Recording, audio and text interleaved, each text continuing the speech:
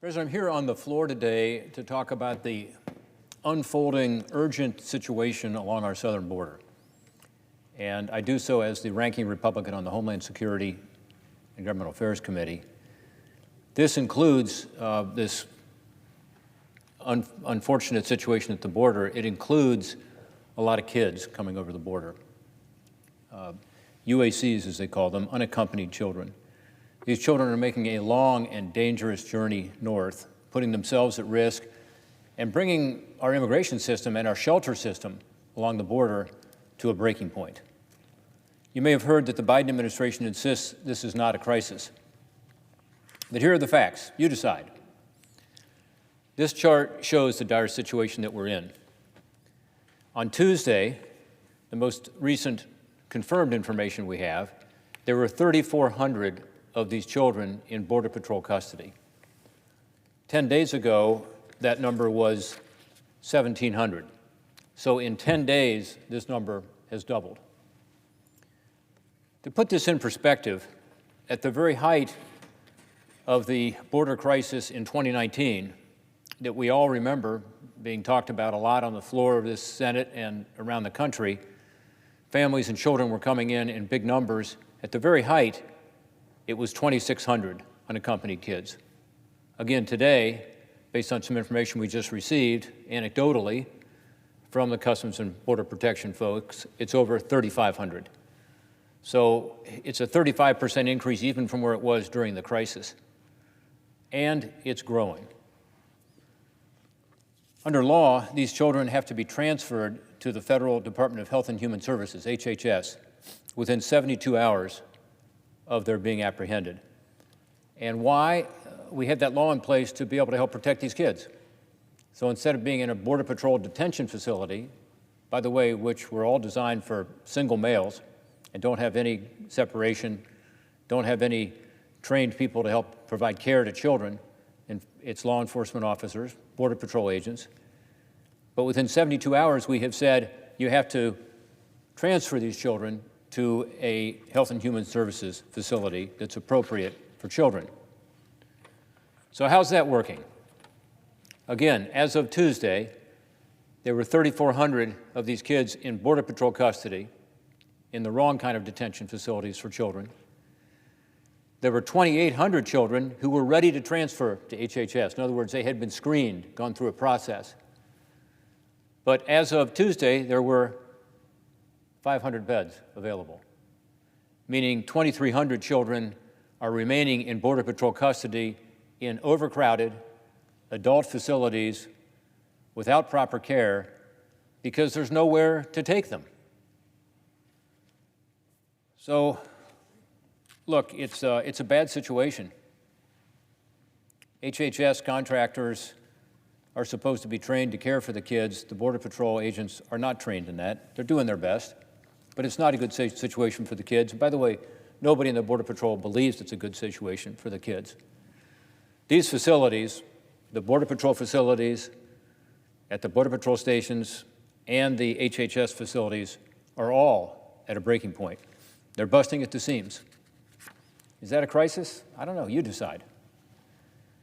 This influx comes, by the way, during a season when you normally don't have a lot of people coming over the border.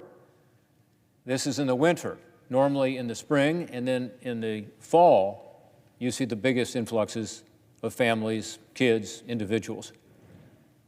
So we expect these numbers to get a lot worse. We expect it to get a lot worse into the spring. By the way, we spoke to the Customs and Border Patrol folks today. They told us the numbers are up again today. In fact, we have some internal document from the Department of Homeland Security that a media organization reported on, an official document that says DHS themselves predict there will be 117,000 children who will be placed in this situation this year. So they know that this is growing. And again, is it a crisis? You decide. It's certainly a dangerous situation. By all accounts, many of these migrants, including children, face serious threats to their lives and well-being on the trip north. Just as happened in the past surges in 2014 and in 2019, we know this includes many victims of human trafficking, who were deceived and coerced by traffickers and smugglers as they are taken from Central America up to the U.S. border. The trip is treacherous. We have evidence that exploitation and sexual abuse occurs along the way. In 2019, again, the last time this happened, estimates of migrants who were victims of sexual or physical abuse along the journey ranged from 30 to 75%. And individual victims have described incredibly disturbing accounts of being subjected to violence, sexual assault, rape by traffickers and other criminals. So it's a bad situation. And by the way, this situation is the direct result of policy changes. The new administration came in determined to dismantle all of what the previous administration had done to try to disincentivize people from coming to the border. And they've been effective at doing that. They have dismantled the immigration practices and proceedings that were working to reduce these incentives and that had resulted in very few kids coming to the border, as an example, almost none. Last week, the Secretary of Homeland Security said at a press conference that the surge of unaccompanied kids is, quote, a challenge but not a crisis. He then deflected blame to the previous administration. That's fine. Look, I wish it were just a challenge that didn't require an urgent response, but that's not the reality along the border today. I frankly don't care what we call it. Call it a difficult situation, a challenge, whatever you want, but I care a lot what we do in response. There's an old saying that says Washington only responds to a crisis. I think, unfortunately, there's a lot of truth to that. We have to respond here. We have to do something.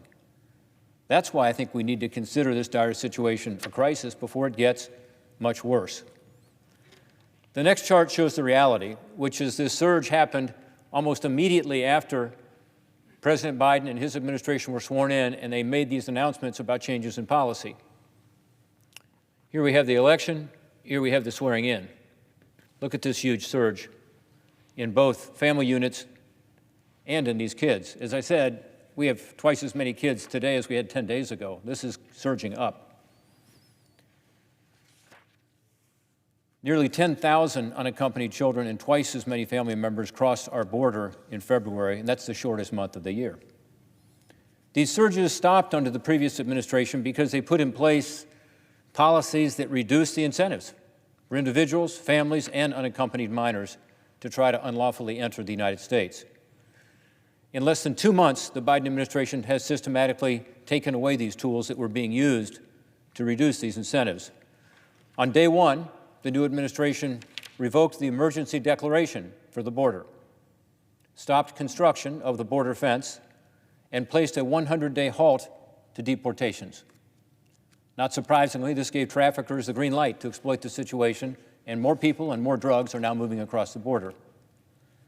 Next, the new administration reversed what is known as the Migrant Protection Protocols, or the Remain in Mexico policy, which required asylum seekers to wait in Mexico rather than being released in communities around the United States while waiting for their asylum claims to be adjudicated. About 20% of the asylum seekers who went through the entire application process, including all of the hearings, were granted asylum in 2018. So if you go through all the process, about 20% of those individuals actually got asylum. Now that's a self-selected group because not everybody goes to their hearings. In fact, the best data shows that most don't show up for all the hearings. The long-term data shows that about half of all asylum applicants eventually get removal orders due to them not attending all of their asylum hearings. So we don't have great data on this, to be honest. And some people say, that very few go to the asylum hearings. Some say more do. The point is, about half of them are getting removal orders. We know that for not attending all of their asylum hearings. Given that there is a 1.2 million case backlog in America today for asylum applicants, and there were only less than 5,000 non-criminal deported last year by ICE, that tells us that under the current system, if you're a non-criminal asylum seeker who is denied asylum and is subject to one of these removal orders, it is highly unlikely that you're going to actually end up being deported from the United States. Asylum seekers know that. So do the traffickers. It's no wonder there's a surge of those who want to live in the United States coming to the border and seeking asylum in recent years. I went to the border in 2019. Many of my colleagues have been down to the border to see this situation. I'll be going back again soon to see firsthand what is happening and see how we can help. This should not be a partisan issue. This should be one where Democrats and Republicans alike see what's happening, see the tragedy unfolding along the border, and do something to address it. This migrant protection program put in place by the Trump administration had resulted in a sharp reduction in the surge of asylum claims as people realized they weren't going to be released in U.S. communities pending their asylum hearings. Now we're seeing the reverse happen. Second, the Biden administration actually suspended safe third country agreements with the governments of El Salvador, Guatemala, and Honduras, which allowed migrants to apply in the first foreign country they cross into for asylum. This, of course, reduced incentives for migrants from those countries to make the long, arduous, and dangerous journey to the southern border. These agreements were in the process of being fully implemented, but they were already helping and had the potential to find a much more expeditious way to identify and process those who qualify for legitimate asylum or refugee status before they come all the way to our border. All that work that has been accomplished is now lost. I urge the administration to reinstate those safe third country agreements with Guatemala, Honduras, El Salvador.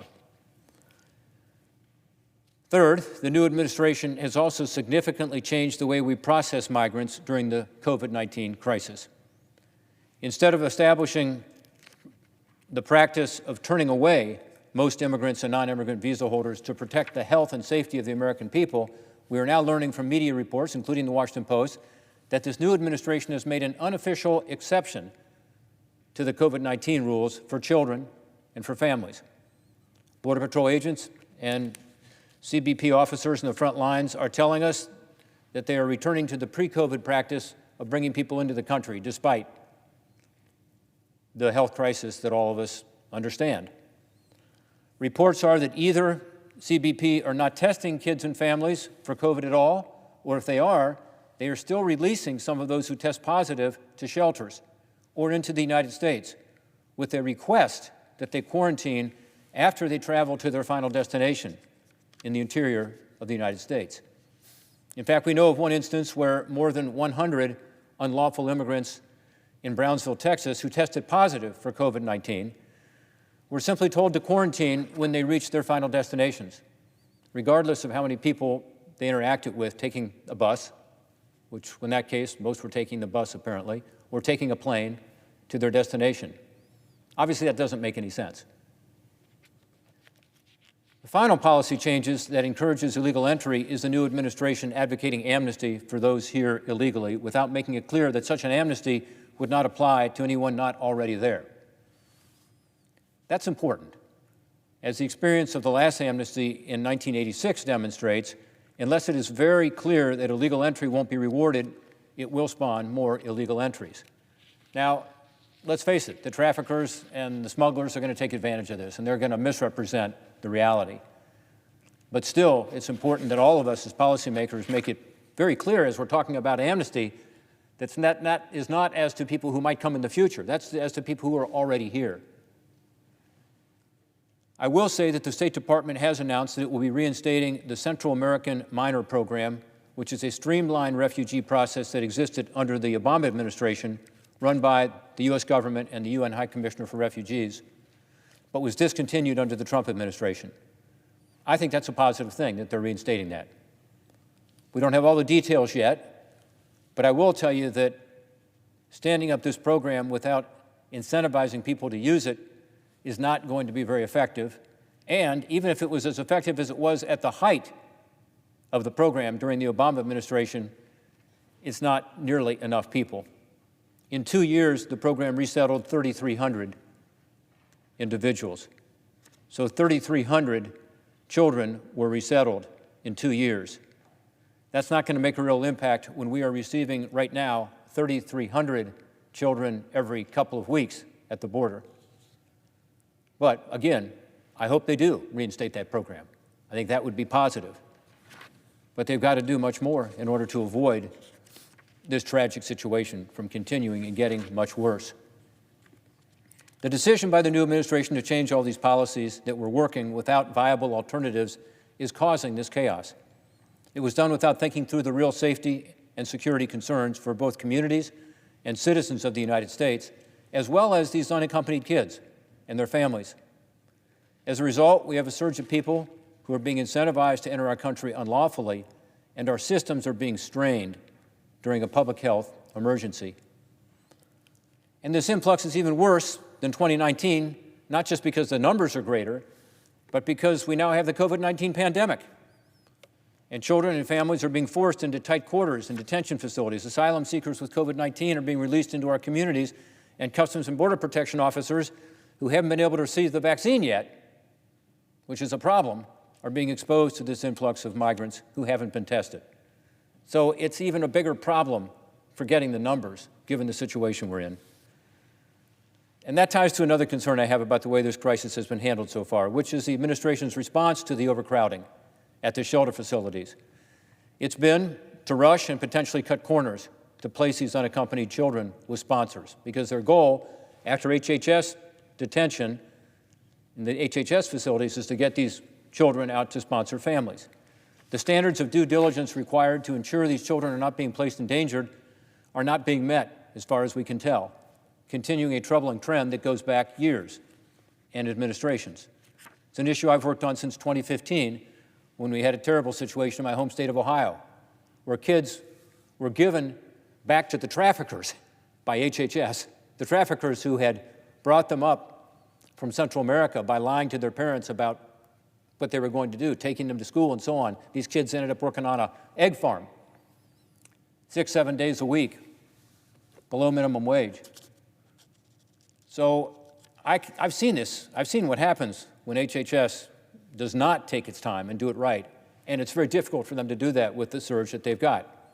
Over the course of 3 bipartisan reports and hearings, as part of the permanent subcommittee investigations that I chaired, across 2 different administrations, we found failures to ensure the safety of or even keep track of these vulnerable children once they were handed off to sponsors, as well as a fundamental refusal by agencies to accept that they were responsible for the welfare of these kids. That's the reality. Our bipartisan investigations also found the Office of Refugee Resettlement failed to exercise appropriate oversight at their facilities and wasted millions of taxpayer dollars on organizations, on contractors that could not acquire state licenses to safely open the planned shelter facilities. So, as this administration attempts to process this influx of unaccompanied kids and safely get them to longer-term housing solutions, it is urgent that they do due diligence on who's going to be looking after these children, not cutting corners, as some reports are indicating. That means fingerprinting the sponsors. That means background checks. That means home visits. Because the federal government cannot allow these kids to fall victim to human trafficking, to abuse, or other harm. I, along with my bipartisan co-sponsors, will be reintroducing the Responsibility for Unaccompanied Minors Act again in coming days to help ensure these requirements to protect our kids are met. Here's the reality. Once these children arrive at the border, there are no good options. The answer is to stop providing the incentives, the pull factor. That's the short-term imperative. We should not be encouraging these young people to make that arduous journey, then ending them up in a detention facility that's wrong for them, a place where single males are crowded together, but where kids are not taken care of. And then, when they've got to go to the HHS facility, there's not enough room. Again, making the point,